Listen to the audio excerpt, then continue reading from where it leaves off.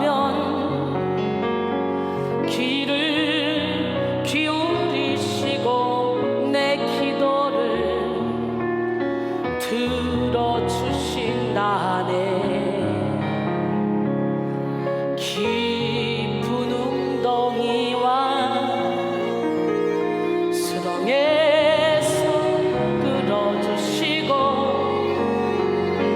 나의 발을 반석 위에 세우시사 나를 튼튼히 하셨네.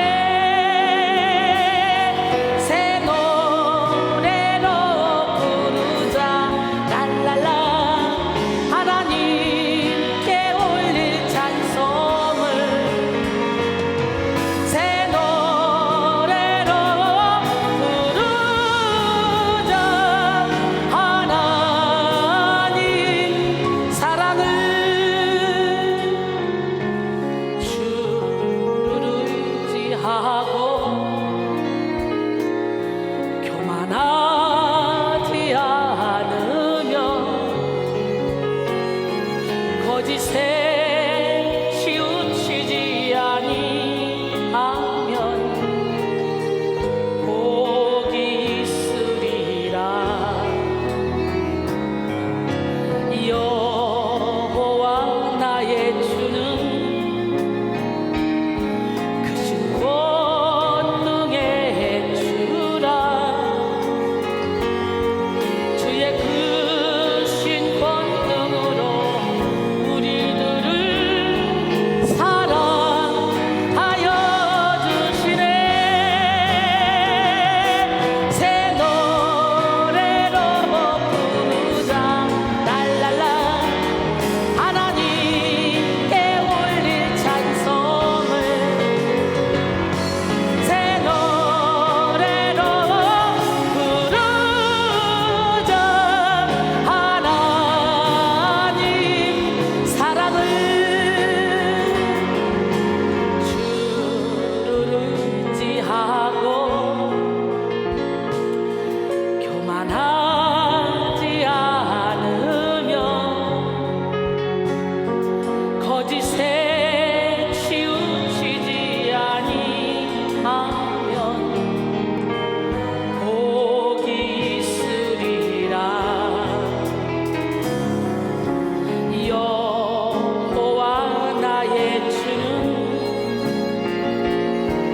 크신 권능의 주라. 주의 크신 권능으로 우리들을 사랑하여 주시네.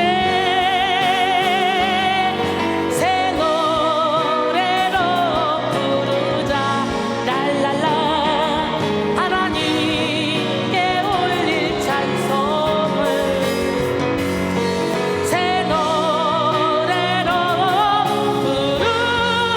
부르자. 하나님 사랑을 새 노래로 부르자 랄랄라. 하나님께 올릴 찬송을 새 노래로 부르자. 하나님 사랑을. 이 시간에 우리 함께 말씀을 보겠습니다. 시편 130편 1절로 8절입니다. 여호와여, 내가 깊은 곳에서 주께 부르짖었나이다. 주여, 내 소리를 들으시고 나의 부르짖는 소리에 귀를 기울이소서. 여호와여, 주께서 죄악을 지켜보실진데 주여, 누가 서리이까? 그러나 사유하심이 주께 있음은 주를 경외하게 하심이니이다. 나 곧 내 영혼은 여호와를 기다리며 나는 주의 말씀을 바라는도다. 파수꾼이 아침을 기다림보다 내 영혼이 주를 더 기다리나니 참으로 파수꾼이 아침을 기다림보다 더하도다. 이스라엘아, 여호와를 바랄지어다. 여호와께서는 인자심과 풍성한 속량이 있음이라. 그가 이스라엘을 그의 모든 죄악에서 속량하시리로다. 아멘. 오늘은 양면성의 분별 세 번째 시간, 선한 죄책감과 악한 죄책감이라는 제목으로 함께 은혜를 나누기를 원합니다. 성경 속에는 비밀하게 감춰진 양면성의 진리들이 많이 담겨 있습니다. 우리는 영의 눈을 열어서 양면성의 비밀을 깨닫고 하나님의 뜻을 분별해야 돼요. 무엇보다 신앙의 양면성을 깨달아야 하는데요, 전지전능하신 하나님은 홀로 모든 일을 행하실 수 있는 권능을 가지신 분이십니다. 그러나 하나님은 결코 혼자 일하기 원하지 않으시죠. 인격의 하나님은 우리의 믿음과 순종을 통해서 우리와 함께 동역하기를 원하십니다. 할렐루야. 하나님은 사람을 통해 일하십니다. 하나님의 말씀과 우리의 믿음이 만날 때 우리는 기적의 주인공이 됩니다. 하나님의 말씀과 우리의 순종이 만날 때 우리는 기적의 주인공이 됩니다. 하나님의 말씀과 우리의 행동이 만날 때 우리는 기적의 주인공이 됩니다. 할렐루야. 이처럼 신앙이란 수동성과 능동성의 양면적 속성을 가지고 있습니다. 하나님은 모든 것을 계획하시고 주관하시며 통치하십니다. 이런 면에서 신앙은 수동적이라고 할 수 있습니다. 그러나 하나님은 또한 우리의 믿음과 결단을 통해서 일하십니다. 특히 공생의 사역 가운데 주님은 내 믿음대로 될지어다 라는 말씀을 많이 하셨죠. 천국은 침노하는 자의 것입니다. 여러분 모두가 다 침노하시길 원합니다. 제가 열심히 기도할 때 막 영적인 세계가 막 열리니까, 이야 진짜 이건 밥 먹는 시간도 아깝고 일하는 시간도 아깝고 오로지 기도만 하고 싶은 거예요. 그러면서 연기 확 열리니까 그냥 영적인 세계 확 열리면서 어마어마한 세계에 들어가게 되는데, 그게 너무 기쁘고 즐겁다 보니까 세상의 모든 것이 다 배설물로 여겨지더라고. 그때 우리 담임 목사님이 말씀과 기도가 함께 가야 어둠의 영에 끌려가지 않는다. 그래서 기도를 3시간 하면 말씀을 3시간 보고 같이 가라. 그래서 저는 그때부터 계속 말씀과 기도를 같이 갔어요.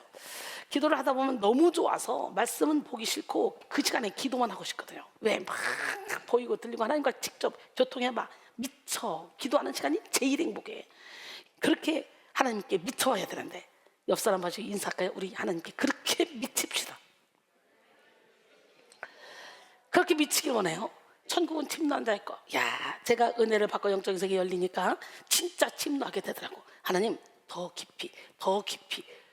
그래서 계속 미친 듯이 매달리다 보니까 빵 뚫리더니, 뚫린 그 뒤로부터는 이 영혼에서 막 기쁨이, 평강이, 희락이 넘쳐나더니 어느 순간 나도 모르게 그 말씀이 싹이 나고 이삭이 나고 열매가 맺혀져서 이 땅에서도 천국을 누리며 살아가고 있더라는 거야.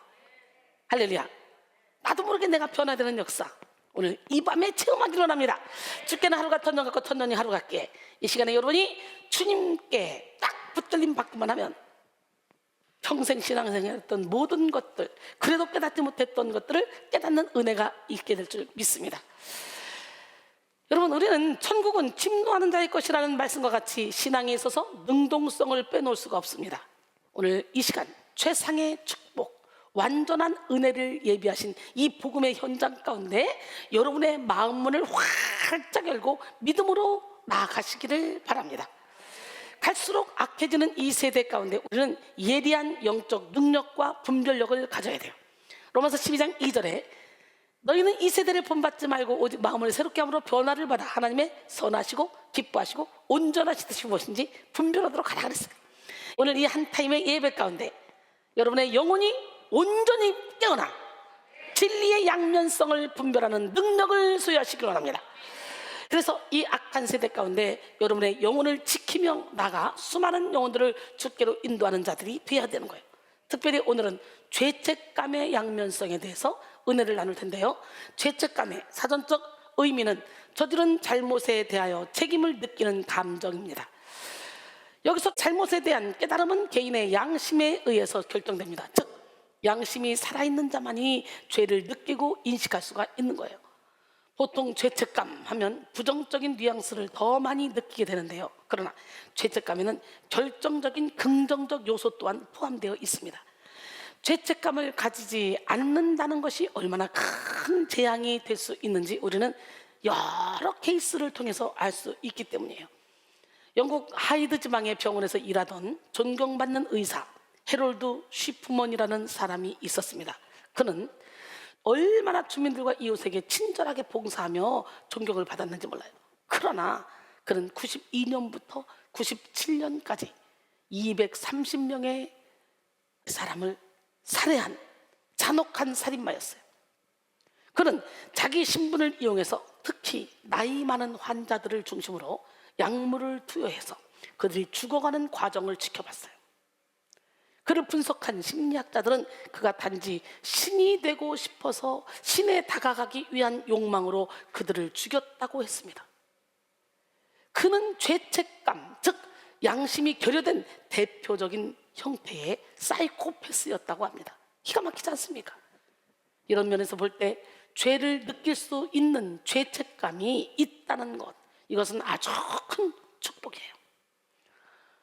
로버트 T. 헤어는 사이코패스들은 사회적 약탈자이다, 타인을 매혹하고 조종하고 무자비하게 삶을 해치고 나가면서 친히 죄책감이나 후회 없이 많은 사람들의 마음에 상처를 주고 기대를 부셔버린다라고 했습니다. 또 슈나이더 박사는 사이코패스의 특징을 정서의 결핍, 후회나 죄책감, 양심의 가책을 느끼지 못함, 과대 망상적 자기 존중감, 자기 만족감, 무책임함, 자기 중심적이고 이기적, 다른 사람의 감정을 느끼지 못하고 극단적인 자극 추구, 자신의 행동으로 인해 타인이 겪는 고통에 관심이 없고 도덕률의 개념이 없음 등이라고 말하고 있습니다. 조금 극단적인 예로서 사이코패스에 대해서 이야기했는데요, 이처럼 양심이 타락하고 마비된 자들은 사탄의 공격을 받아 전혀 죄의식을 느끼지 못합니다. 성경은 타락한 인간을 향해 양심에 화인 맞았다라고 표현하죠. 디모데전서 4장 2절에 자기 양심이 화인을 맞아서 외식함으로 거짓말하는 자들이라 그러죠. 양심의 사전적 의미는 선악을 구별할 줄 아는 도덕적 분별력입니다. 하나님은 인간을 창조하실 때 인간의 영혼에 양심을 심어주셨어요. 그러나 죄로 인해 양심이 타락한 이후 제 기능을 잃어버리게 되었어요. 몽테뉴는 영혼의 가치는 높은 영예에 있는 것이 아니라 올바른 양심에 있다라고 말했습니다. 존 릴리는 맑은 양심은 변명이 필요 없다라고 말했습니다. 실러는 양심의 명령은 문명의 소리다라고까지 말했는데요, 양심이란 하나님이 인간에게만 부여한 고유한 기능입니다. 하나님은 지정의를 갖춘 인격의 하나님이십니다. 따라서 완전한 지성, 완전한 감성, 완전한 의지를 갖추신 절대적 진리와 선과 아름다움 그 자체십니다. 하나님은 이처럼 존귀한 당신의 형상으로 인간을 만드셨어요. 이 세상의 피조물 중에 오직 인간만이 하나님의 형상으로 창조되었고, 따라서 인간만이 진리를 분별하고 아름다움을 느끼며 선을 행할 능력을 지닙니다. 물론 이런 능력은 타락하지 않은 양심이 가진 기능이었죠. 따라서 우리는 예수 그리스도의 피로 말미암아 타락한 양심을 회복시켜야 됩니다. 할렐루야. 히브리서 10장 22절에 우리가 마음의 뿌림을 받아 악한 양심으로부터 벗어나고 몸은 맑은 물로 씻음을 받았으니 참마음과 온전한 믿음으로 하나님께 나가자 그랬어요. 마틴 루터는 나의 양심은 하나님의 말씀에 사로잡혀 있습니다 라고 고백했습니다. 어때요? 이 고백이 우리의 고백이 되어야 되지 않을까? 하나님께 사로잡힌 여러분의 양심이 되기를 원해요. 양심이 회복될 때 우리는 죄를 죄로 인식할 수 있습니다. 또한 죄에 대한 이 올바른 인식을 지닐 때에 비로소 죄를 버리고 죄로부터 자유할 수 있습니다. 하나님 우리에게 율법을 허락하신 것은 죄를 깨닫게 하기 위함이죠. 제가 설교 중에 정말 많이 인용하는 성경 구절이 있죠. 로마서 7장 9절에 전에 율법을 깨닫지 못했을 때는 내가 살았더니 계명의 이름에 죄는 살아나고 나는 죽었도다. 이 말씀을 원문의 뉘앙스로 다시 번역하면 죄는 살아나서 활동하기 시작하였고 나는 죽은 상태가 되었다라는 말입니다. 사도 바울은 이 말씀을 통해 율법의 기능, 즉 죄를 더욱 죄되게 하고 죄를 활성화시키며 죄를 정죄하는 기능에 대해서 실감나게 묘사했습니다. 계명, 즉 하나님의 말씀이 이르기 전에는 본질상 죄 가운데 거하는 인간일지라도 스스로 죄인임을 깨닫지 못합니다. 사람들은 각자 자신이 생각하기에 옳은 대로 생각하고 행동하기 때문에 자신이 틀렸다고 생각하지 않습니다. 열매 맺는 삶을 살고 있지 못하면서도 스스로 잘하고 있다는 착각에 빠져 다른 사람의 말을 들으려고 하지 않고 생각을 바꾸려고 하지도 않습니다. 그러나 계명을 알게 되는 순간 자신이 계명에 반하고 있다는 인식과 함께 자신 안에 살아 움직이는 죄를 발견하게 되는 거죠.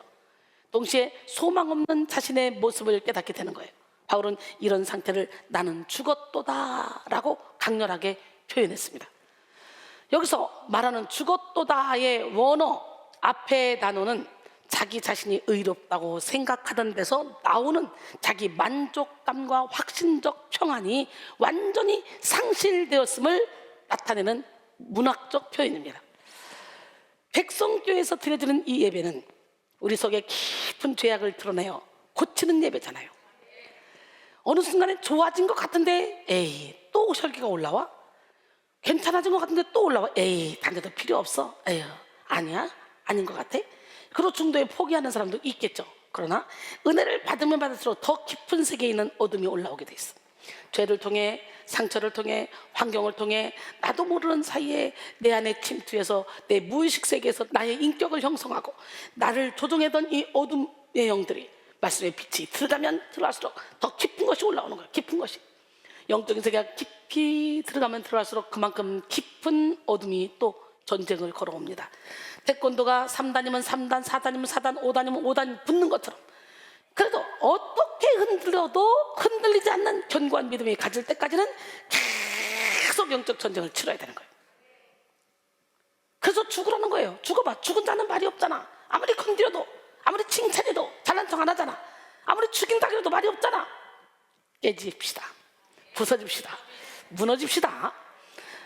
참 신기하게도 예배만 드렸을 뿐인데 말씀 가운데 성령의 빛이 팍 비추어서 자신도 모르게 쌓아두었던 어둠들이 드러나서 여러 가지 증상들이 나타나기도 하죠. 말씀을 듣는 가운데 갑자기 어지럽기도 하고 속이 울렁거리기도 하고 머리가 아프기도 하고 온몸이 그냥 두들겨 맞은 것처럼 아파오기도 합니다. 또 깊은 우울감인 과거의 상처가 올라오기도 하고 심한 죄책감과 열등감, 절망의 마음이 막 들기도 하고 막 분노가 막 올라오기도 합니다. 그런데요, 이런 모든 증상은 우리의 영혼이 깨어나고 있다는 증거야. 회복되고 있다는 증거야. 명현현상이야. 명현현상. 하나님은 드러내고 치는 문제다. 죄를 통해 틈탔던 어둠의 영들이 말씀의 빛 앞에 드러나 떠나가는 과정 중에 일어나는 그런 현상들이죠. 그러니까 은혜를 받으면 받을수록 내 안에 깊은 어둠들이 올라와서 또 싸움이 세지고 한번 싸움하고 나면 능력이 팍 들어오는 게 느껴지면서 또 마음에 평강이 기쁨이 임하고 또 은혜가 또 깊이 들어가면 또 한 번 나오고 또 다 된 것 같은데 다 된 것 같은데 하는데 어느 순간에 또 올라오고 또 올라오고 또 올라와. 그때 좌절하면 안 돼. 끝까지 파는 거야. 우물을 파도 마지막까지 가서 물 나올 때까지 파야 돼. 파다 말고 되겠어? 야 이쯤 파면 물이 나올 거야. 아 기쁘다. 이쯤 파면 내일 한번 파면 나올걸? 계속 그러다가 안 나와? 에이 포기해. 안 되는 거예요. 끝까지 뚫어야 되는 거예요. 여러분 죄에 대해 예민하게 느낄 수 있다는 거 이거는요 성장의 표시입니다. 공부를 많이 한 사람들이 공부가 어렵다 그래요. 영어를 잘하는 사람들이 영어가 어렵다 그래요. 피아노 잘 치는 사람들이 피아노 어렵다 그래요. 이제 조금 쳐서 도래 이거 칠 줄 아는 사람은 학교 종이 땡땡땡 너무 신기합니다. 다 가진 것 같아요. 피아노 잘 쳐? 응, 나 잘 쳐. 한번 쳐봐. 띵띵띵띵띵띵띵. 야, 그러고 막 혼자 막 기분이 막 째집니다. 여러분, 영적인 발전을 이루고 있다는 증거가 바로 성장의 표시가 바로 내 안에 죄가 살아나서 내가 죄책감을 느끼고 있다는 증거고 죄책감을 느끼는데 거기에 묶이면 안 되고 그걸 회개해서 풀어내야 되는 거예요. 죄를 깨닫는 은혜가 바로 이 시간에 있어지기를 원합니다. 하나님이 비추시는 빛에 가까이 가면 갈수록 그 거룩한 빛이 우리 안에 있는 모든 죄를 더 많이 보게 한다는 거지. 그잖아요. 옷이 하얗면 하얄수록 조금만 티만 묻어도 확 털게 되는 거죠. 그죠? 그런 것처럼 우리의 영혼이 깨끗하면 깨끗할수록 작은 먼지 하나 감당이 안 되는 거야. 전에는 그렇게 큰 죄를 짓고도 내가 죄인인지 몰랐어. 근데 은혜를 막 받으면 받을수록 내가 죄인이고 내가 연약하고 내가 부족하고 이게 막 깨달아지는 거야. 깨달아지는 것이 은혜입니다. 오늘 깨닫는 은혜가 있기를 원합니다. 할렐루야. 이처럼 율법, 즉 하나님의 말씀이 우리 내면을 비추이면 비참한 죄의 실체를 직면함과 동시에 폭풍 같은 죄책감을 피할 수가 없습니다.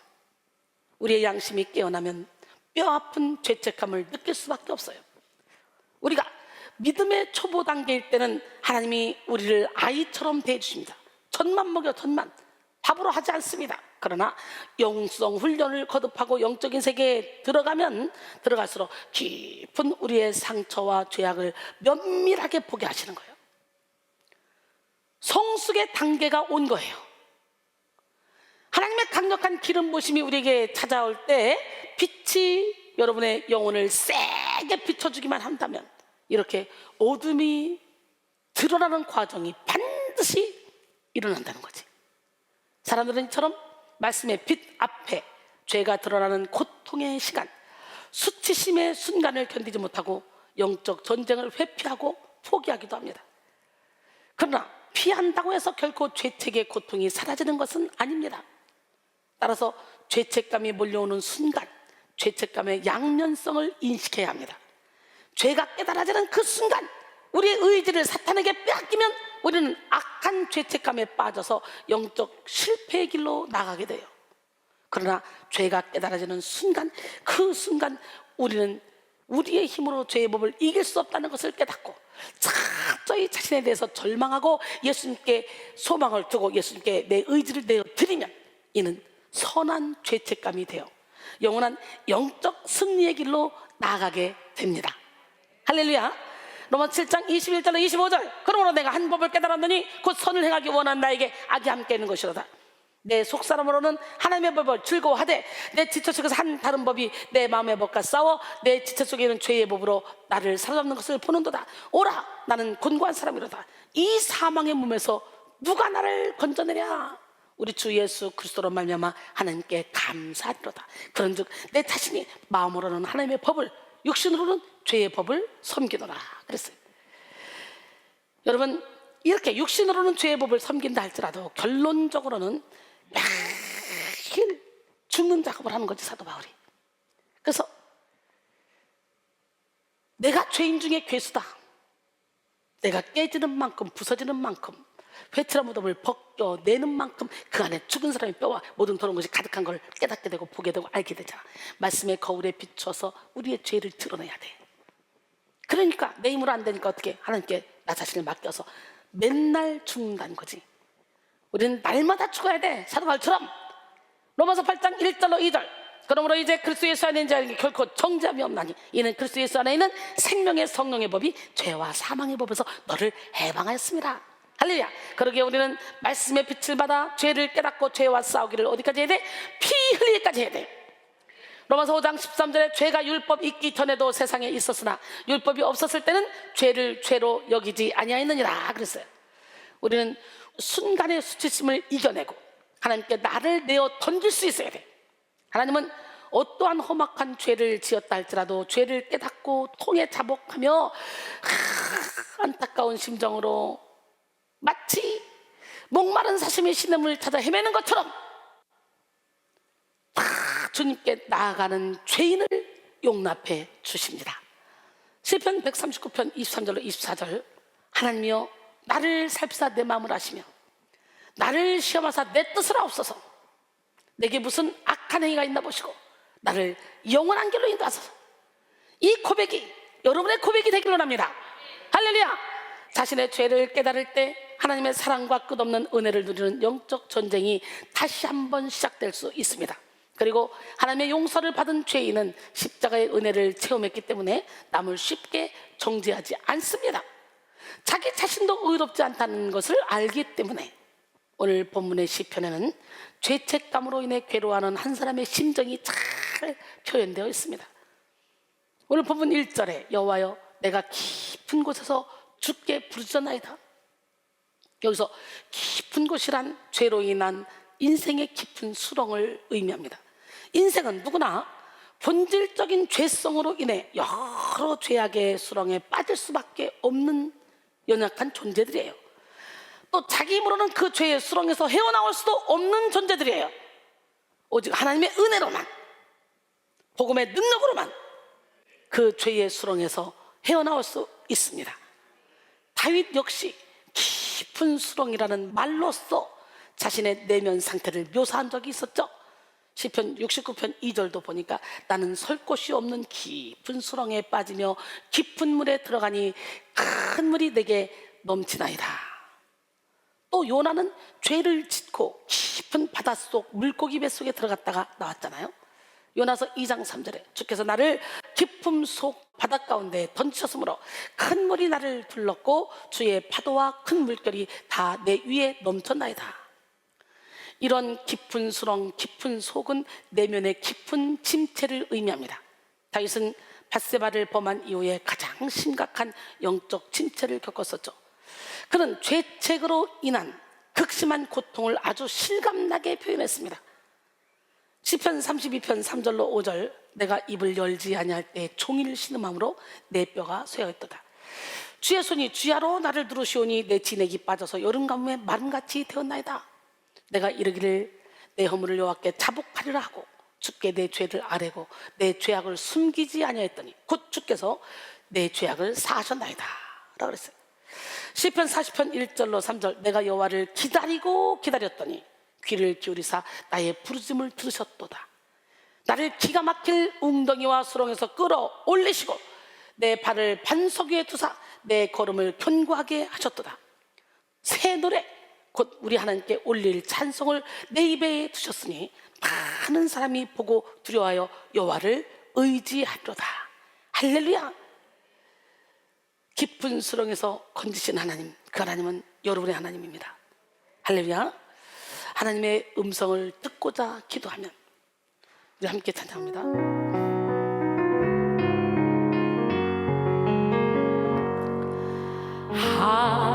하나님의 음성을 듣고자 기도하면 귀를 기울이시고 내 기도를 들어주신다네. 깊은 웅덩이와 수렁에서 끌어주시고 나의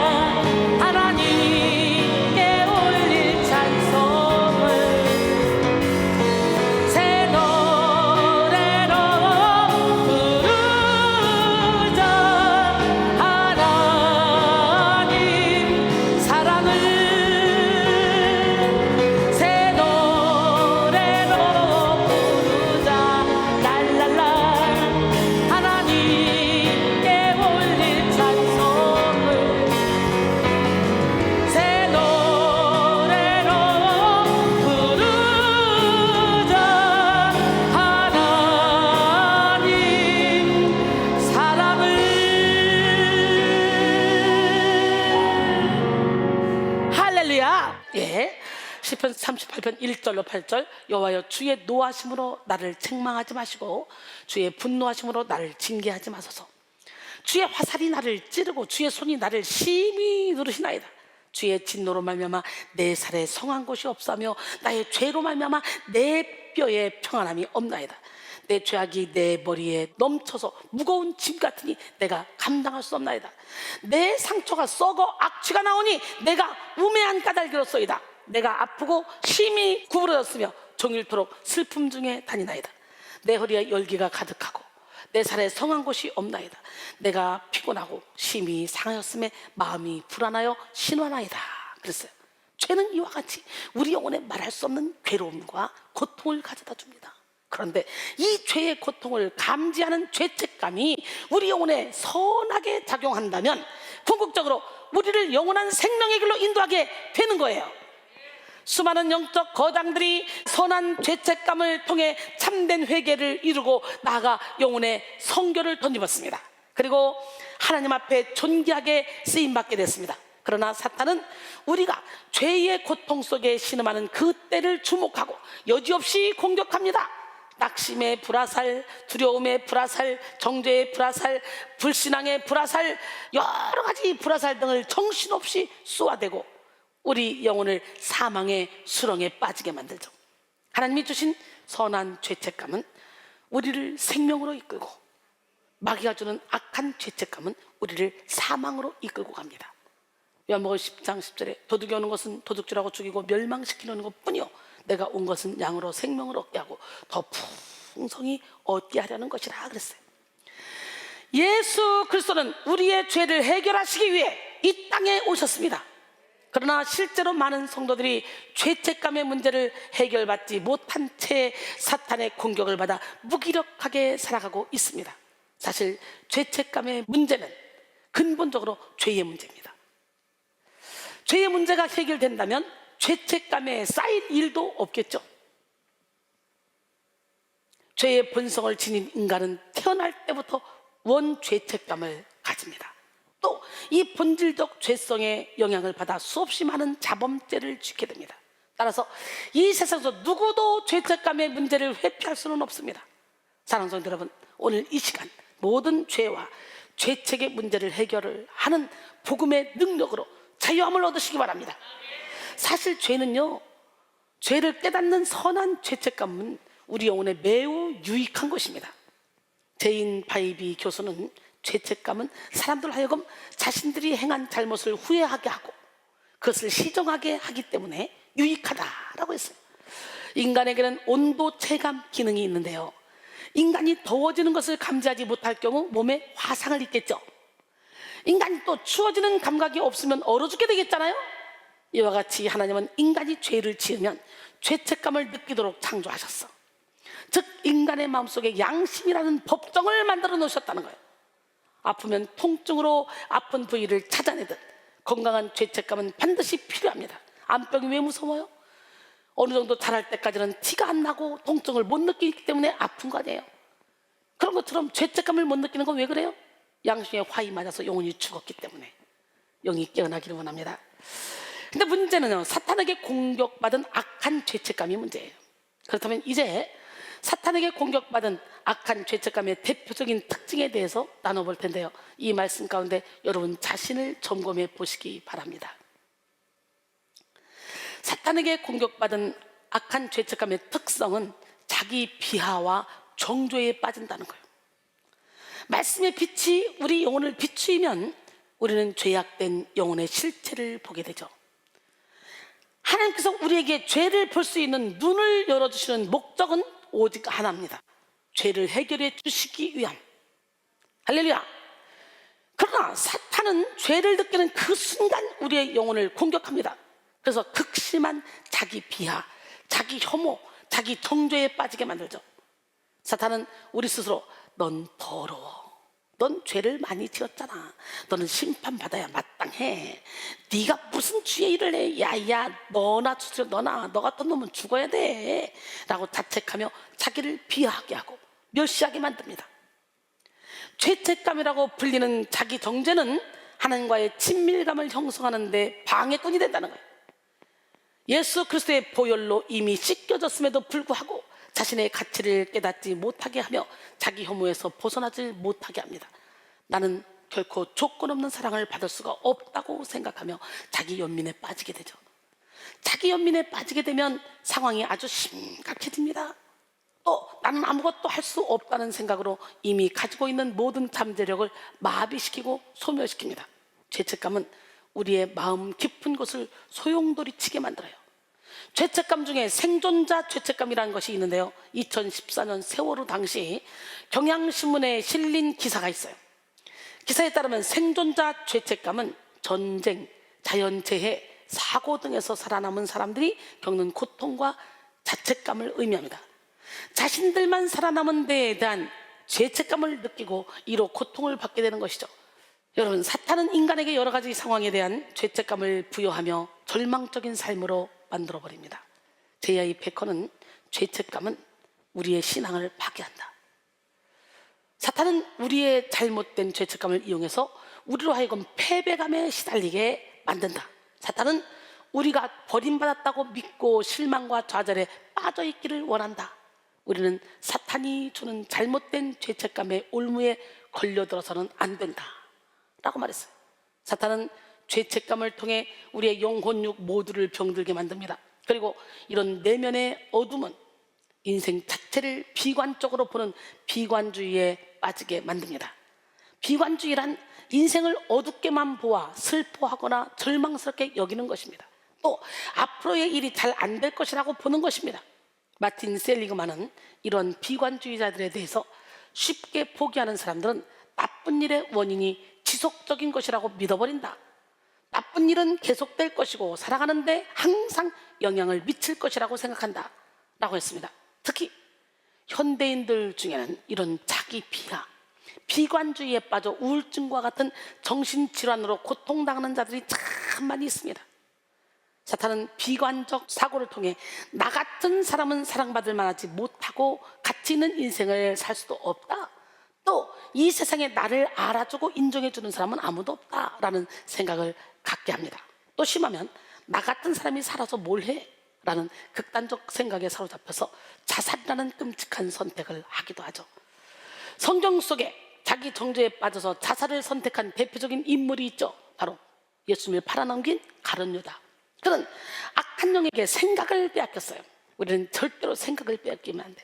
요한복음 13장 2절에 가룟 유다에게 예수를 팔 생각을 집어넣었더니, 생각은 여기서 지나갈 수는 있어. 그러나 여기다 둥지 틀게 하면 안 되는 거예요. 생각을 빼앗기니까 조각을 받으면 사탄이 그 속에 들어갔어요. 예수님이 줬어요, 조각을. 그리고는 네가 할 일을 속히 하라 그랬어요. 어차피 예수님은 이렇게 팔려가야 되거든. 십자가 못 박아야 되거든. 이게 하나님의 계획이거든. 우리를 살리기 위해서.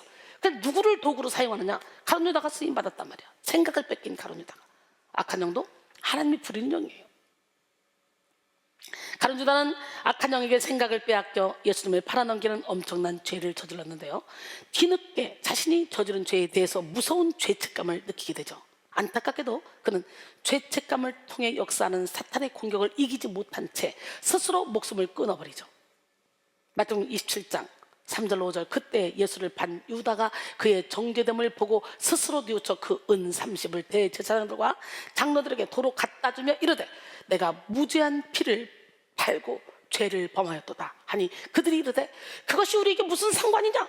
네가 당하라 하거늘 유다가 은을 성소에 던져놓고 물러가서 스스로 목매어 죽은지라 그랬어요. 여러분, 두 번째로 사탄에게 공격받은 악한 죄책감의 특징은 두려움으로 죄를 회피한다는 거예요. 감추어진 죄책감은 시간이 지나면 지날수록 더 강력한 힘으로 우리의 영혼을 괴롭혀요. 죄는 폭로되고 드러내는 순간 힘을 잃어버리게 됩니다. 우리가 뭔가 잘못했을 때 차라리 나 잘못했다고 얘기하면 그때는 부끄럽지만 순간 그때는 혼나지만 끝나. 그것 때문에 힘들 필요가 없어. 근데 숨길수록 더 고통스럽고 드러낼수록 죄는 그 힘을 잃어버려. 드러내고 친 하나님 앞에 회개합시다. 반대로 폭로되지 못한 죄는 우리 속에서 끊임없이 불안과 두려움을 조장하죠. 최초의 인간인 아담과 하와는 범죄한 즉시 죄책감을 느꼈고 자동적으로 두려움에 사로잡혔습니다.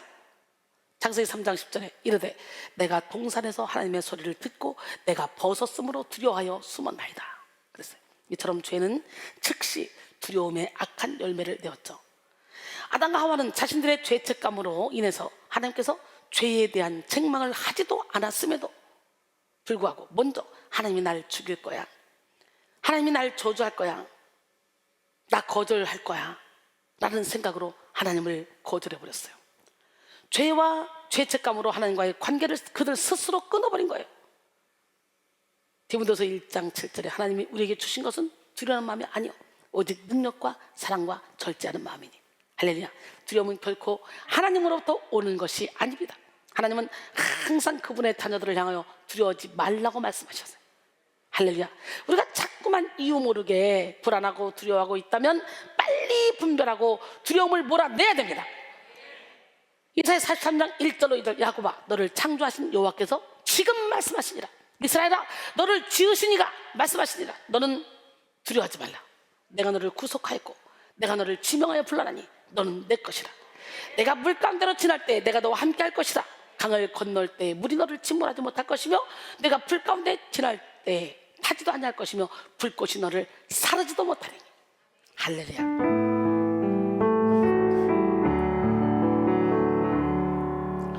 너는 두려워 말라. 내가 너를 구속하였고 내가 너를 지명하여 불렀나니 너는 내 것이라. 내가 물 가운데로 지날 때에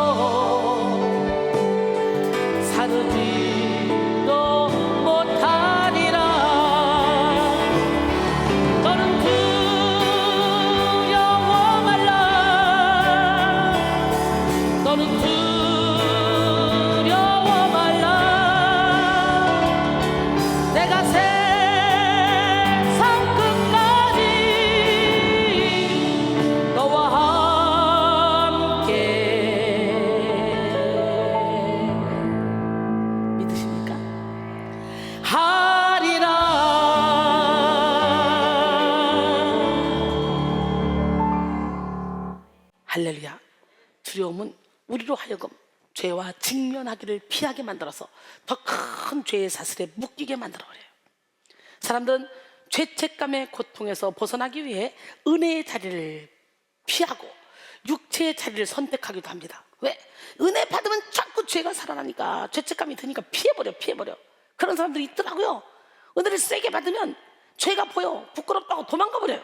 아니에요. 빨리빨리 죄를 드러내 고쳐야 돼.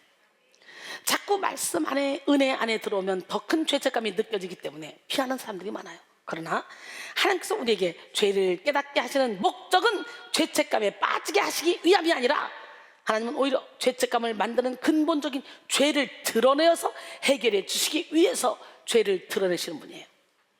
하나님께서 우리의 죄를 드러내실 때 우리는 구체적으로 우리의 죄를 자각하고 싸워 이겨야 합니다. 자신의 죄와 구체적으로 싸우는 작업은 치열하고 고통스럽지만 세밀하게 다루어지지 않은 내면의 죄는 금세 힘을 키워나가기 때문에 더 위험하다는 거예요.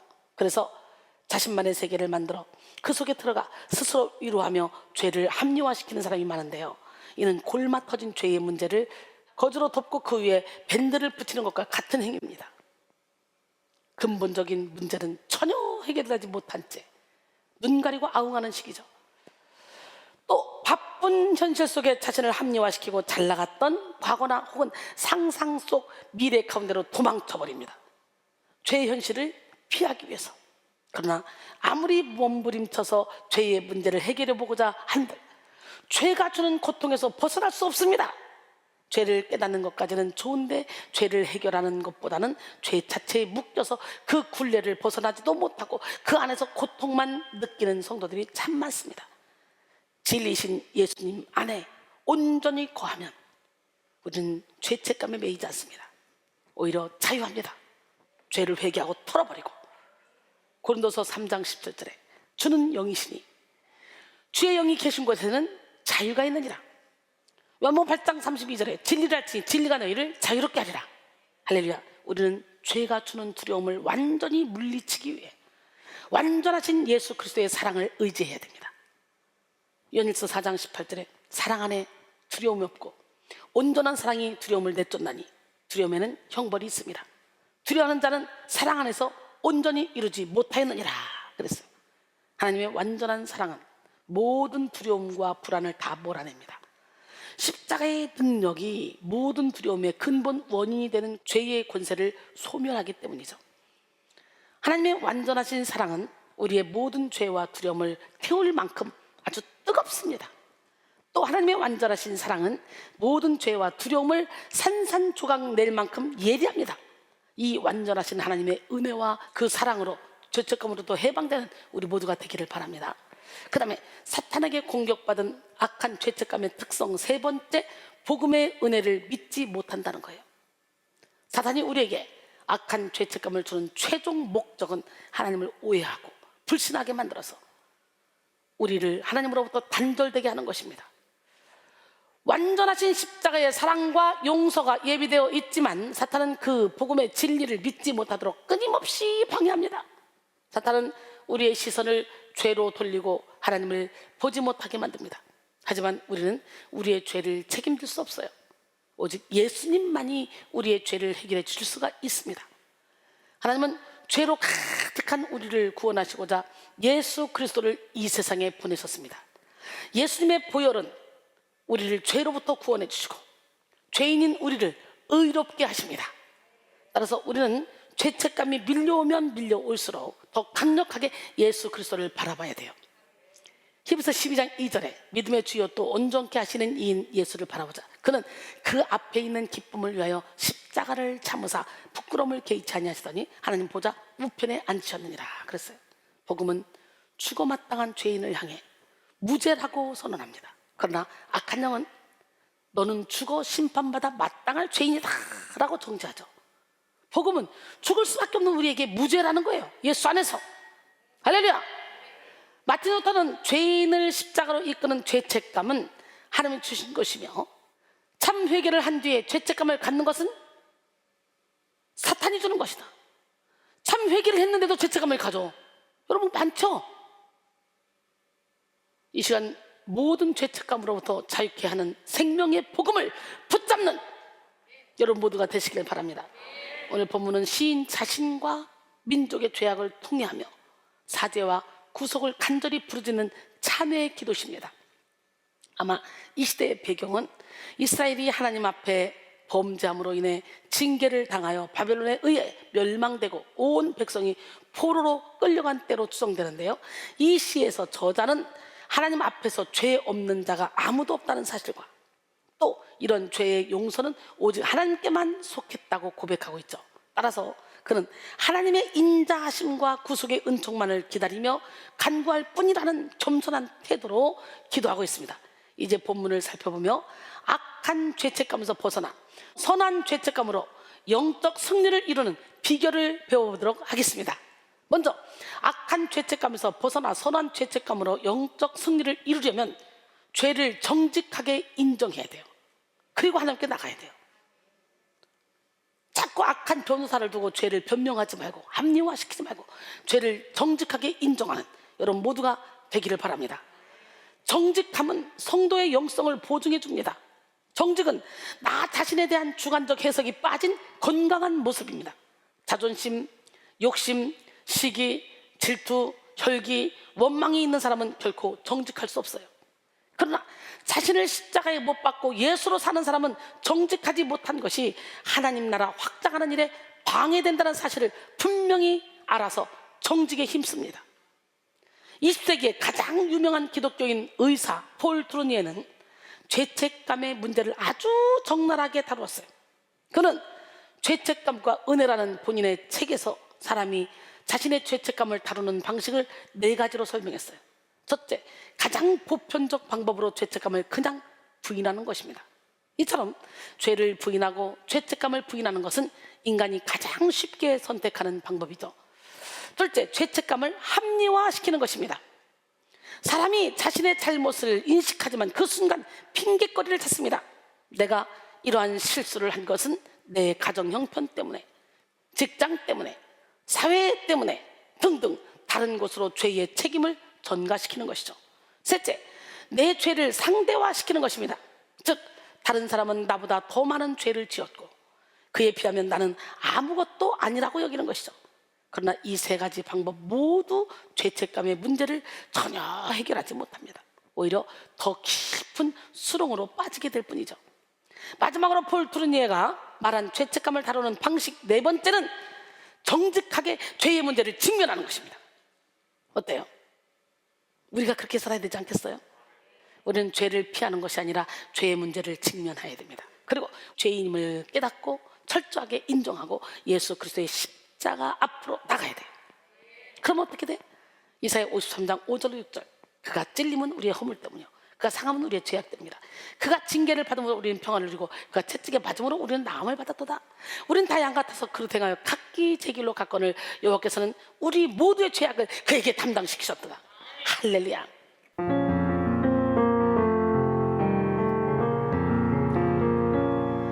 그가 찔림은 우리의 허물을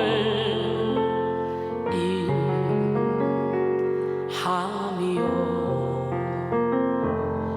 그가 상함은 우리의 죄악을 인함이라.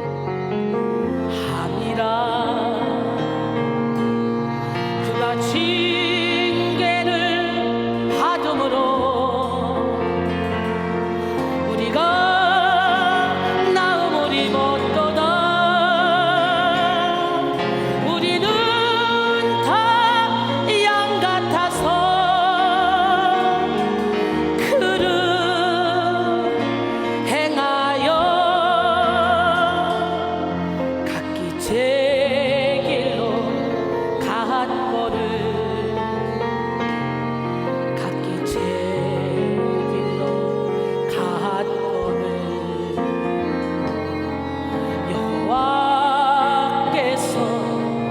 우리의 죄악을 그에게 담당시켰도다. 그가 징계를 받음으로 우리가 나음을 입었도다. 우리는 다 양 같아서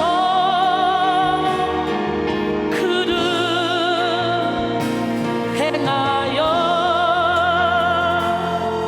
각기 제 길로 갔거늘 각기 제 길로 갔거늘 여호와께서 우리의 죄악을 그에게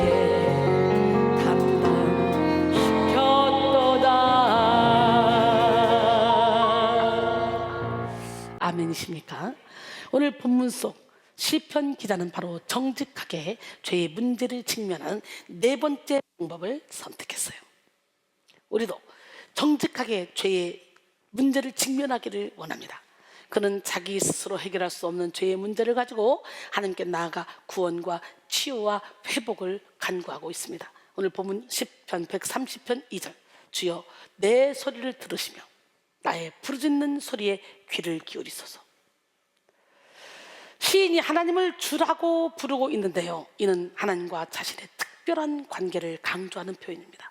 즉 자신의 주인이신 하나님께서 당신의 종인 자신을 보호하시고 구원해 주셔야 한다는 의미가 함축되어 있죠.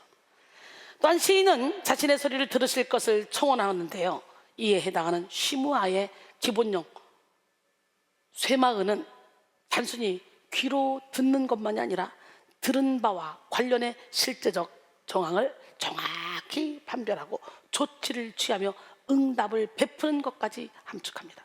즉 시인은 하나님께서 자신의 형편과 상황에 대해 합당한 구원과 응답을 베푸시길 간구하고 있습니다. 우리는 이 시인과 같이 유일한 구원자 되신 하나님 앞에 나가서 정직하게 우리의 죄를 인정하며 은혜를 간구해야 돼요. 치료는 우리가 하나님 앞에 우리의 연약함을 인정하고 드러내는 순간 시작이 됩니다. 하나님은 정직한 사람에게 은혜를 베푸시고 복을 주십니다. 하나님 당신의 성품 자체가 정직하고 진실하시기 때문이에요. 시편 25편 8절에 여호와는 선하시고 정직하시니 그러므로 그의 도로 죄인들을 교훈하시리로다 그랬어요. 셰익스피어는 정직한 것만큼 풍부한 유산은 없다라고 말했고요.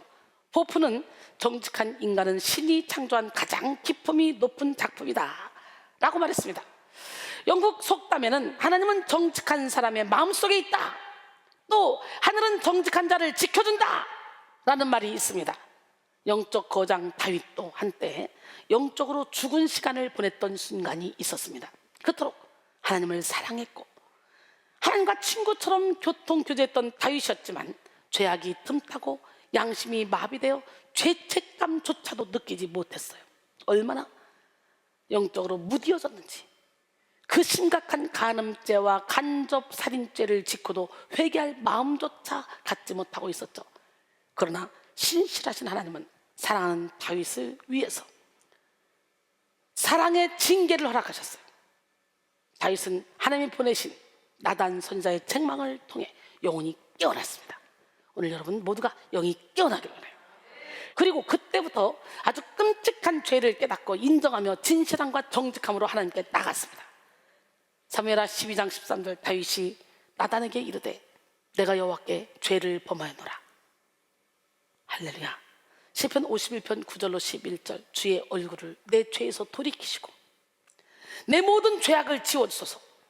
하나님이여 내 속에 정한 마음을 창조하시고 내 안에 정직한 영을 새롭게 하소서. 나를 주 앞에서 쫓아내지 마시며 주의 성령을 내게서 거두지 마소서. 할렐루야. 비록 심각한 죄악을 저지른 다윗이었지만 그의 진실하고 정직한 회개는 하나님의 마음을 흡족하게 했습니다. 그는 영혼이 깨어나 죄를 인식한 순간부터는 결코 변명하지 않았어요. 죄와 직면하는 그 시간을 피하지도 않았어요. 반면 다윗 앞서 왕이었던 사울은 자신의 죄를 인정하지 않고 변명하려고 했어요. 하나님은 사울에게 아말렉 사람들을 진멸하라고 했잖아요. 그렇게 명령하신 이유는 아말렉 사람들이 이스라엘 백성들이 출애굽할 때 대적했던 일을 심판하시기 위함이었어요. 그러나 사울은 하나님의 명령에 완전히 불순종하지 않고 조금만 불순종했어. 좋은 것들만 남겨뒀어. 그리고 자신이 좋은 것들을 남겨둔 이유는 하나님을 제사하기 위함이라고 이 변명을 합니다. 사무엘상 15장 17절로 23절까지 보니까 사무엘이 이르되 왕이 스스로 작게 여길 그때에 이스라엘 지파의 머리가 되지 아니하셨나이까? 여호와께서 왕에게 기름을 부어 이스라엘 왕을 삼으시고 또 여호와께서 왕을 길로 보내시며 이르시기를 가서 죄인 아말렉 사람을 진멸하되 다 없어지기까지 치라 하셨거늘 어찌하여 왕이 여호와의 목소리를 청종하지 아니하고 탈취하기만 급하여 여호와께서 악하게 여기시는 일을 행하였나이까?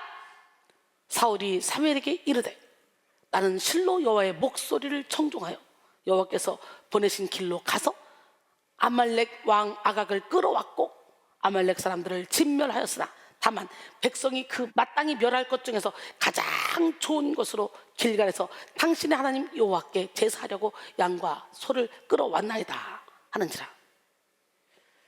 여러분, 이 사울의 순종은 완전한 순종이 아니었어요.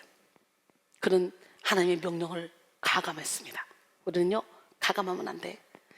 그냥 적당히 순종해놓고 내가 하고 싶은 만큼만 순종해놓고 막 마음속에서 스스로 위로를 얻으며 그래 나는 순종했어. 아말렉 사람 다 쳤잖아. 아각 왕만 비르니까 내가 살려놨지. 그래 진멸했잖아. 좋은 것만 좀 놔뒀지. 자기 합리화를 시키는 거예요. 기가 막히지. 우리는 순종하되 완전한 순종을 해야 돼요. 우리 마음 가운데 조금이라도 거역하는 마음, 완고한 마음이 있다면 완전한 순종을 할 수가 없습니다.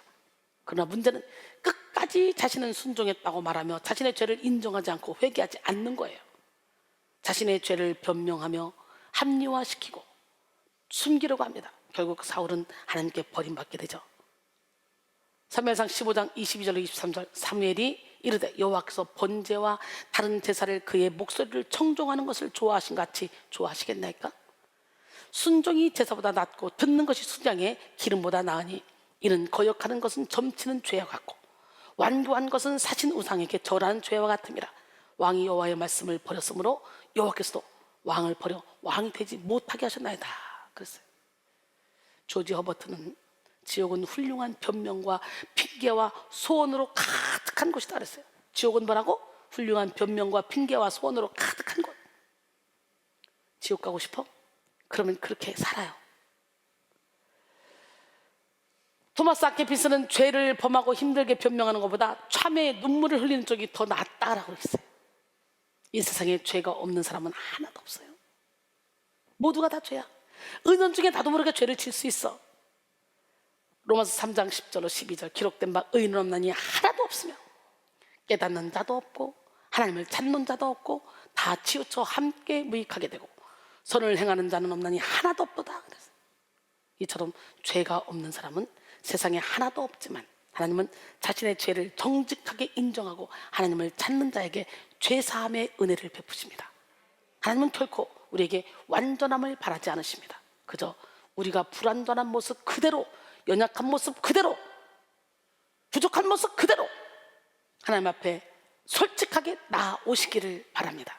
이 시간 여러분 모두가 말씀의 빛 앞에 죄를 깨닫고 인정하는 겸손한 심령으로 나아가 모든 악한 죄책감에서 해방되시기를 원합니다. 내 모습 그대로 주님 앞에 나갑시다.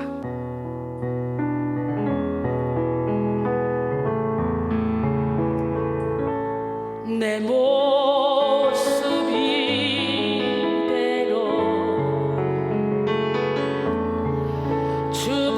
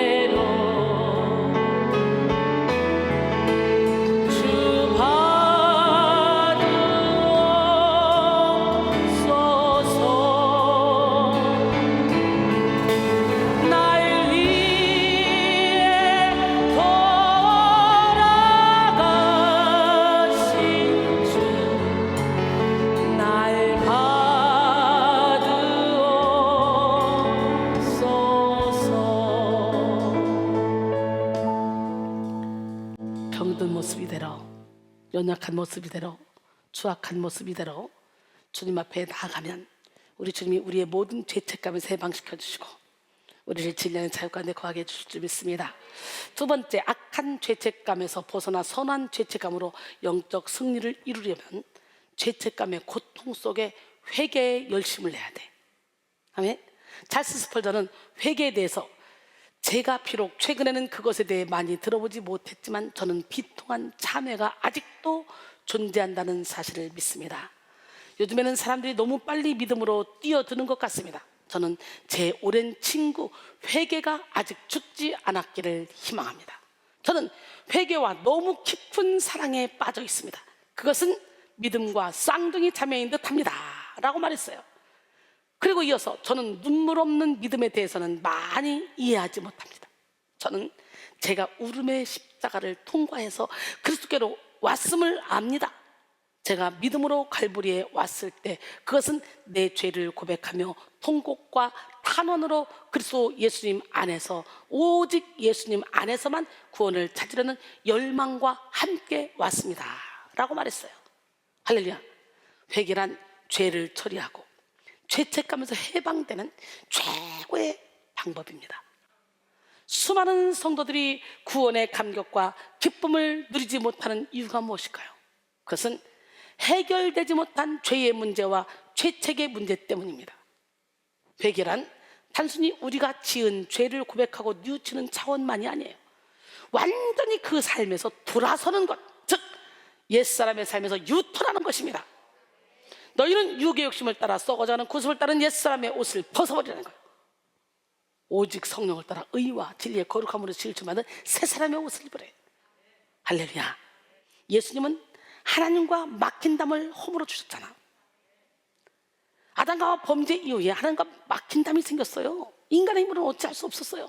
이사야 59장 1절로 2절, 여호와의 손이 짧아 구원하지 못하심도 아니요 귀가 둔하여 듣지 못하심도 아니라 오직 너희 죄악이 너희와 너희 하나님 사이를 갈라놓았고 너희 죄가 그의 얼굴을 가리어서 너희에게서 듣지 않으시게 함이니라 그랬어요. 근데 이렇게 막힌 담을 우리 예수님이 십자가에서 허물어 버렸어. 여기서 2장 13절로 14절, 이제는 전에 멀리 있던 너희가 그리스도 예수 안에서 그리스도의 피로 가까워졌느니라. 그는 우리의 화평이신지라. 둘로 하나를 만드사 원수된 것 곧 중간에 막힌 담을 자기 육체로 허시고. 할렐루야. 우리는 우리의 모든 죄를 해결해 주신 예수님의 십자가와 그 보혈을 의지해야 됩니다. 히브리서 10장 19절로 20절, 그러므로 형제들아 우리가 예수의 피를 힘입어 성소에 들어갈 담력을 얻었나니 그 길은 우리를 위하여 휘장 가운데로 열어놓으신 새로운 살 길이요 휘장은 곧 그의 육체니라 그랬어요. 할렐루야.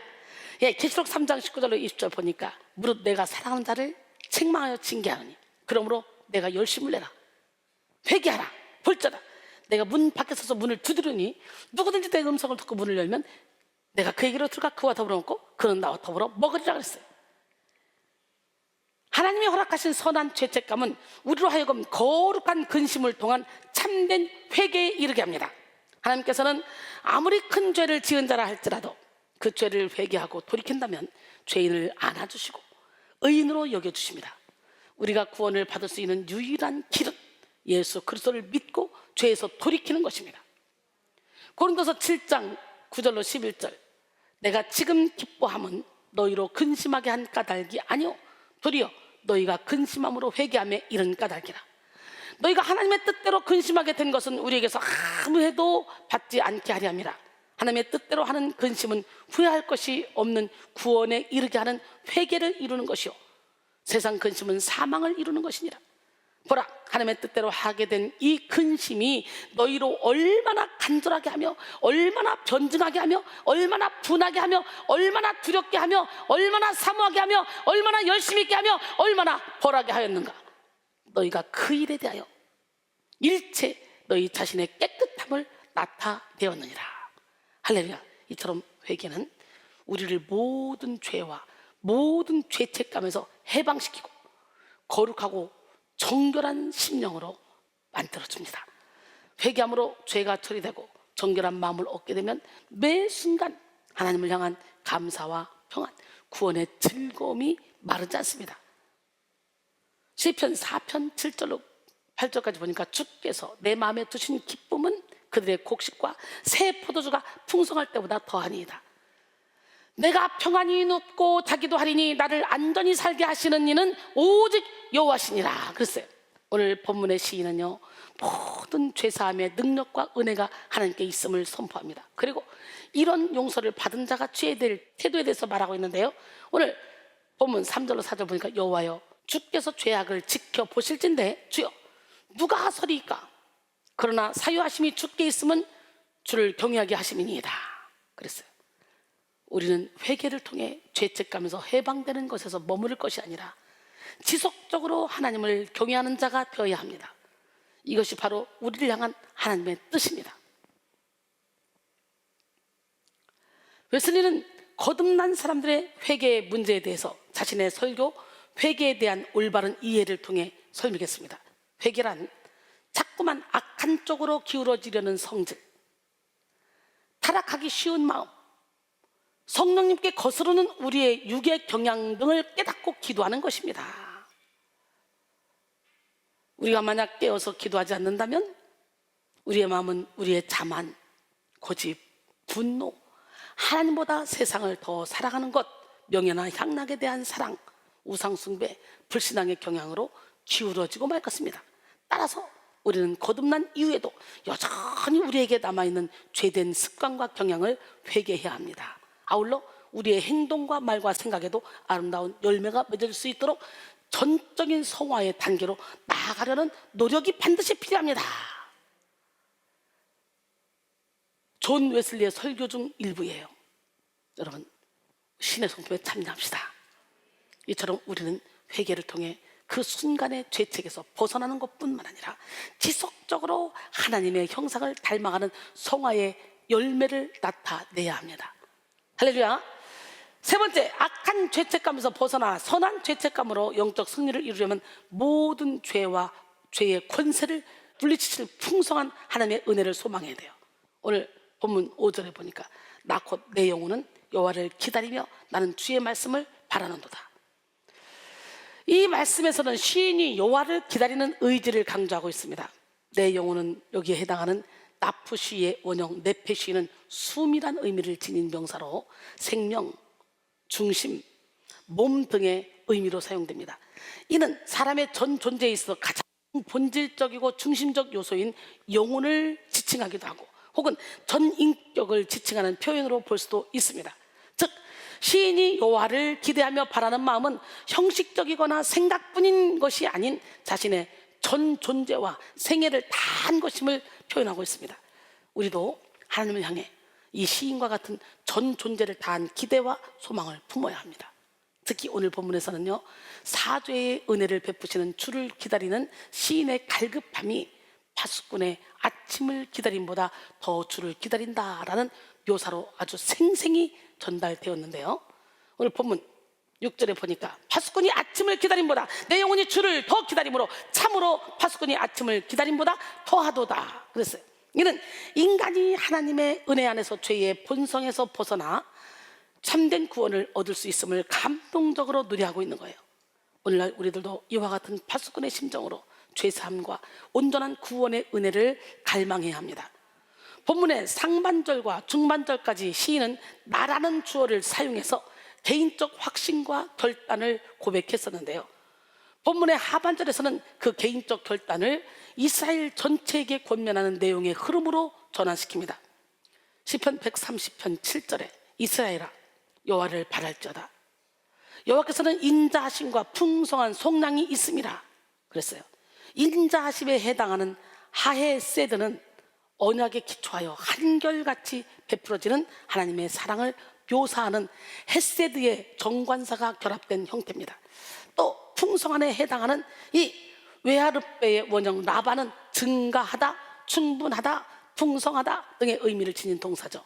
시인은 스스로 어떠한 소망조차 가질 수 없는 깊은 죄와 절망의 수렁에 빠져 있었어요. 그랬던 그가 마지막 구절에 이르러서 여호와를 바랄지어다 라고 백성들을 향해 힘있게 권고하고 있는데요, 그가 이처럼 담대한 권고를 하게 된 이유는 그 자신이 풍성한 구속을 베푸시는 하나님의 인자하심에 대한 확신을 얻게 되었기 때문입니다. 마지막에 속량하시리로다, 여기에 해당하는 이프 때는 대속하다, 자유케 하다, 구출하다 등의 의미를 지니며 또 미완료 형태로 사용됨으로써 하나님의 완전한 구원 역사가 지속적으로 이루어질 것을 강조하고 있습니다. 또한 시인은 하나님의 인자심과 풍성한 속량으로 인해 그의 모든 죄악이 해결될 것을 선포합니다. 오늘 본문 8절에 그가 이스라엘을 그의 모든 죄악에서 속량하시리로다. 할렐루야. 8절에서는 7절에서 말한 속량하시리로다에 해당하는 이프테가 미완료형으로 쓰였습니다. 이는 지속적으로 하나님께서 구원의 역사를 이루고 계심을 뜻하는데요. 즉 이스라엘이 얼마나 큰 죄를 범했건 혹 얼마나 많은 죄를 범했건 그 모든 죄악으로부터 완전한 구원을 이루어내심을 나타냅니다.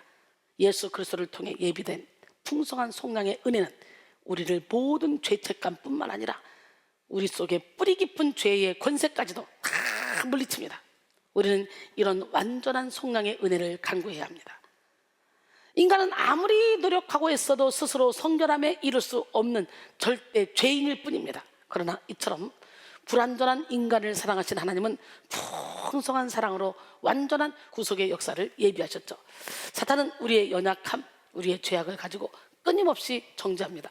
그때마다 우리는 예수 그리스도를 통해 확실한 은혜를 예비하신 하나님을 기억해야 돼요.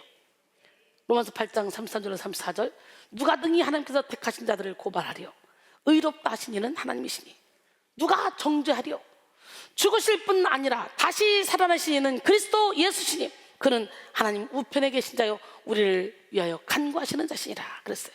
할렐루야. 맥스 루케이도의 은혜 중에 나오는 글입니다. 당신 눈에는 자비로 흘러넘치는 하나님의 잔이 보이는가? 아니면 그저 잔이 마를까 노심초사하고 있는가? 하나님의 은혜를 받기에는 너무 큰 잘못을 저질렀다는 생각이 드는가? 그러나 하나님의 은혜는 결코 모자르는 법이 없다라고 했어요. 멋지지 않습니까? 여러분, 하나님은 그 큰 사랑과 긍휼로 여러분을 돌보시고 포기하지 않으십니다. 하나님은 우리를 바라보실 때 바로 이런 사랑과 긍휼의 시선으로 우리를 바라보십니다. 그 완전하신 하나님의 사랑 앞에 여러분의 있는 모습 그대로, 죄진 모습 그대로, 병든 모습 그대로, 억울한 모습 그대로, 추악한 모습 그대로, 죄책에 눌린 모습 그대로 나오시면 되는 거예요. 히브리서 4장 16절로 18절까지 보니까 그러므로 우리는 긍휼하심을 받고 때를 따라 돕는 은혜를 얻기 위하여 은혜의 보좌 앞에 담대히 나아갈 것입니다. 우리가 잠시 받는 환난에 경한 것이 지극히 크고 영원한 영광에 중한 것을 우리에게 이루게 함이니 우리가 주목하는 것은 보이는 것이 아니요 보이지 않는 것이니 보이는 것은 잠깐이요 보이지 않는 것은 영원함이라 그랬어요. 할렐루야. 디도서 3장 5절에 보니까 우리를 구원하시되 우리가 행한 바 의로운 행위로 말미암지 아니하고 오직 그의 긍휼하심을 따라 중생의 씻음과 성령의 새롭게 하심으로 하셨나니. 할렐루야. 하나님은 긍휼과 은혜의 하나님이셔요. 하나님은 어떤 죄인이라도 진심으로 자백하고 나오기만 하면 변함없는 사랑과 은혜와 긍휼로 다 받아주시고 깨끗게 해주시는 분이에요. 오라 우리가 서로 변론하자. 너희 죄가 주홍 같을지라도 눈과 같이 여지고 진홍같이 붉을지라도 양털처럼 희게 되리라. 이사야 1장 18절 말씀이죠. 오늘 여러분 있는 모습 그대로 주님께 나오세요. 요한일서 1장 7절 10절 보니까 그가 빛 가운데 계신 것 같이 우리도 빛 가운데 행하면 우리가 서로 사귐이 있고 그 아들 예수의 피가 우리를 모든 죄에서 깨끗하게 하실 것이요. 할렐루야. 만일 우리가 죄가 없다고 말하면 스스로 속이고 진리가 우리 속에 있지 않을 것이요 만일 우리가 우리 죄를 자백하면 그는 미쁘시고 의로우사 우리 죄를 사하시며 우리를 모든 불의에서 깨끗하게 하실 것이요 만일 우리가 범죄하지 아니하였다면 하나님을 거짓말하는 이로 만드는 것이니 또한 그의 말씀이 우리 속에 있지 아니하니라 그랬어요. 완전하신 하나님의 사랑과 긍휼로 모든 악한 죄책에서 완전히 벗어나 선한 죄책감을 통해 영혼의 성결을 이루어 하나님의 뜻을 이루는 우리 모두가 되기를 원합니다. 결론적으로 오늘은 양면성의 분별 세 번째 시간 선한 죄책감과 악한 죄책감이라는 제목으로 함께 은혜를 나눴어요. 은혜 속에 깊이 들어가면요 하나님도 죄를 깨닫게 하고 사탄도 죄를 깨닫게 하는데요 하나님이 죄를 깨닫게 하는 것은 회개하고 돌아와 상을 받으라고 축복을 받으라고 사탄이 주는 죄책감은 좌절하고 넘어지고 자빠지게 하는 거예요. 너는 안 돼, 너는 못해, 네가 배운 게 있어, 네가 아는 게 있어, 너는 더럽잖아. 우리는 우리 하나님 주시는 죄책감을 가지고 어떻게 해야 돼? 선한 죄책감을 가지고 회개함으로 자유를 얻어야 돼요. 할렐루야. 하나님의 말씀의 빛은 우리 영혼의 죄를 드러내고 깨닫게 합니다. 바로 그때 우리는 죄책감의 양면성을 분별해야 되는데요 죄가 깨달아지는 그 순간 우리의 의지를 사탄에게 빼앗기면 우리는 악한 죄책감에 빠져 영적 실패의 길로 나가지만 반대로 그 순간 우리의 의지를 예수님께 드리면 이는 선한 죄책감이 되어 영원한 영적 승리의 길로 나아가게 된다고 말했습니다. 먼저 사탄에게 공격받은 악한 죄책감의 대표적인 특성에 대해 나누어 봤는데요. 먼저 자기 비하와 정죄에 빠진다는 것, 둘째 두려움으로 죄를 회피한다는 것, 셋째 복음의 은혜를 믿지 못한다는 거예요. 우리가 이런 악한 죄책감에서 벗어나 선한 죄책감으로 영적 승리를 이루기 위해서는 죄를 정직하게 인정하며 하나님께 나가야 되고, 악한 죄책감에서 벗어나 선한 죄책감으로 영적 승리를 위해 죄책감의 고통 속에 회개의 열심을 내야 합니다. 할렐루야. 또 악한 죄책감에서 선한 죄책감으로 영적 승리를 이루기 위해 모든 죄와 죄의 권세를 물리치실 풍성한 하나님의 은혜를 소망해야 됩니다. 사랑하는 성도 여러분, 오늘 이 시간 말씀에 비답해 드러난 여러분의 모든 죄를 하나님 앞에 토설하고, 혹시라도 드러나지 않은 죄가 있다면 말씀의 빛을 깊이 비춰주시사 내 영혼 밀실까지도 다 다니시면서 빛을 비춰서 죄책감이 드러나게 도와주시옵소서. 이 고백을 해야 돼요. 그리고 드러난 모든 죄를 하나님 앞에 토설하고 예수의 보혈과 성령의 능력으로 씻음받아 진정으로 7년의 자염을 누리며 많은 영혼을 자유케 하는 능력의 삶이 되기를 주님의 이름으로 축원합니다. 할렐루야. 그러려면 죄책감이 드러나려면 어떻게 돼? 깨져야 돼? 부서져야 돼? 무너져야 돼? 부서져야 하리, 깨어져야 하리, 무너져야 하리. 할렐루야.